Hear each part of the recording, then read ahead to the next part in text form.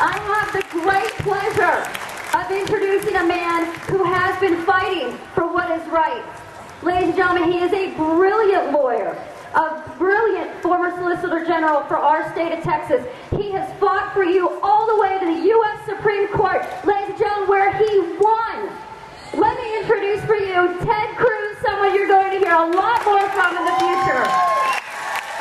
Ted Cruz, ladies and gentlemen. Thank you so much, Jessica. Let me begin by congratulating everyone here.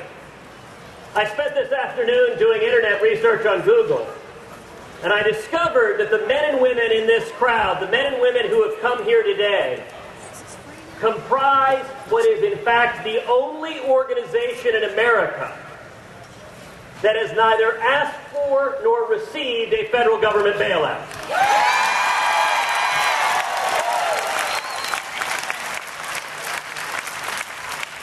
Now, the bad news is that means all of us are going to be paying for it. We are involved today in an epic battle. A battle that has gone on for centuries. A battle between freedom and tyranny. A battle between individual liberty, individual responsibility, and socialism from Washington. And all of us need to be very clear, what we are facing today coming from Washington, D.C. is nothing less than socialism.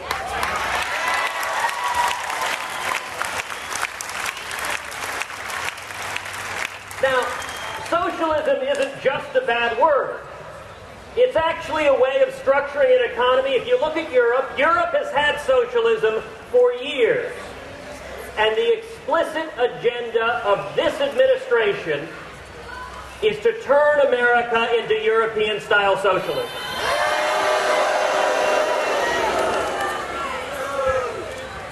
I'm blessed to have a one-year-old daughter at home.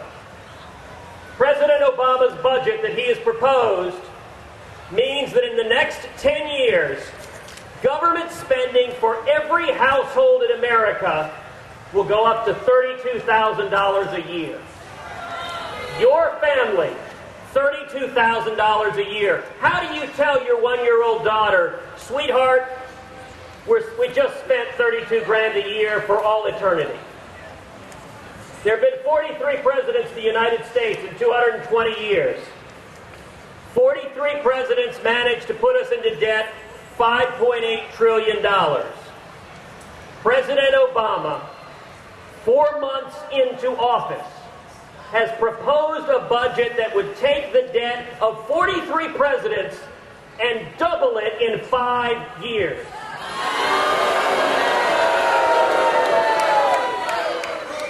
You know, if somebody goes to a child walking to school and steals money from that child, that person is a bully and a criminal. If somebody manages to steal money from every child in America, you call that person Speaker of the House.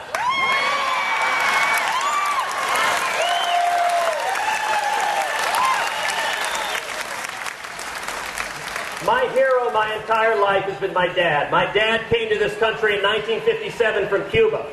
He was fighting in the Cuban Revolution, and he saw another charismatic leader come to power. Another charismatic leader who promised to redistribute the wealth. Another powerful speaker, and the consequence, socialism doesn't work. When I was a child, my dad used to ask me, he said, when I faced oppression in Cuba, I had a country to flee to. I had America to flee to. If we lose our freedom here, where do we go? And the answer, I'll tell you, is standing right here today. In the 1970s, it took Jimmy Carter to give us Ronald Reagan. And the consequence of this administration is that men and women right here today, all over America, are standing up for our freedoms. And that's what President Obama is going to give us. New leadership to defend American values and defend our freedoms.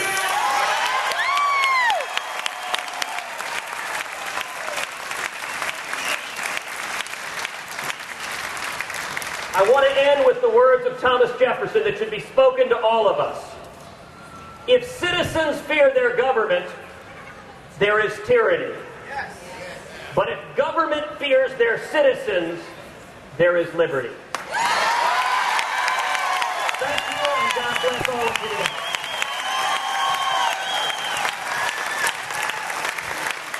Thank you very much, Ted.